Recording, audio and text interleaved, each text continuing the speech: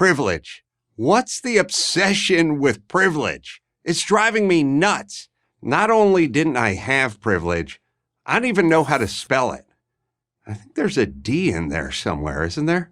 If I told you a story about a kid who grew up poor, product of divorce, did a lot of dumpster diving, sister ran away at age 14, welfare and food stamps. If I told you that kid was black, you'd go, well, yeah, that's because of systemic racism. But if I told you that kid was me, you'd go, what? What are we doing? What happened to your privilege? The real white privilege isn't privilege. It's knowing that nobody cares about you, good or bad. No one's going to do anything for you because you're white, and no one's going to do anything against you because you're white. I'll give you an example. When I get pulled over by a cop, I assume it's either because I was speeding or the cop's an overficious jerk. But either way, my skin color doesn't play in. If I was black, I'm assuming that it was driving while black or that he was profiling me. Let me give you another example of the white privilege I'm talking about. The privilege of not obsessing over privilege. I had a neighbor call the police on me during the day, during the middle of the week, when I was doing a construction project because our phone lines got crossed. So I picked up the phone to call Anawalt Lumber. My neighbor picked up the phone. I said, oh, sorry, I think our lines got crossed somehow. Next thing I know, a police cruiser rolled up to my home.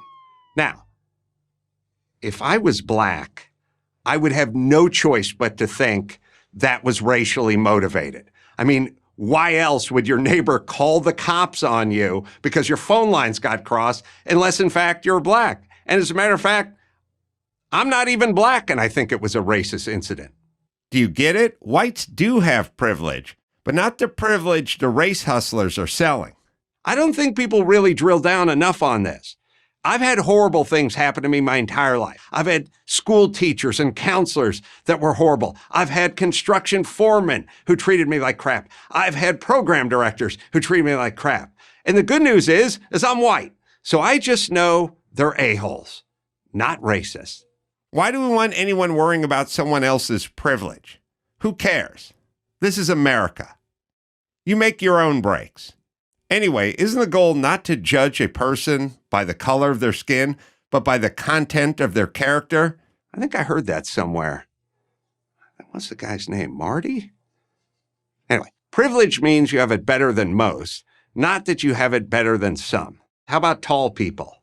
Tall people have an advantage over short people. Thin people have an advantage over fat people.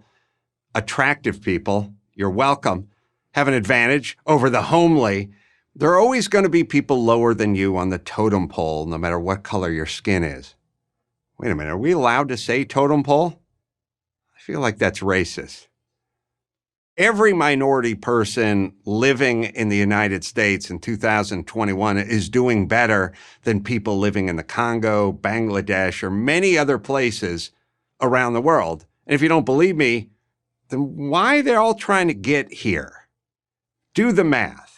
We're a systemically racist country that people are trying to kill themselves. They're literally risking their lives trying to get into the systemically racist country. Let's just say this country was a facility, and the facility was systemically racist. And every year, people died trying to hop the fence and climb the wall to get into the facility. People of color? Would that make sense? The great news is that if you're willing to bust your hump, there's no better country to do it in. So maybe we should stop obsessing on skin color or gender or sexual proclivities and get on with the hump busting. You know what would fix all this nonsense? A little gratitude.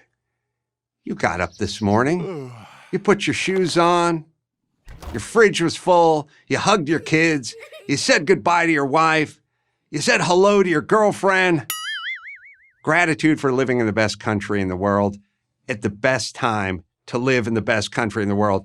Whatever your skin color is, there's no better country than the United States. to call your home. I'm Adam Carolla for Prager University.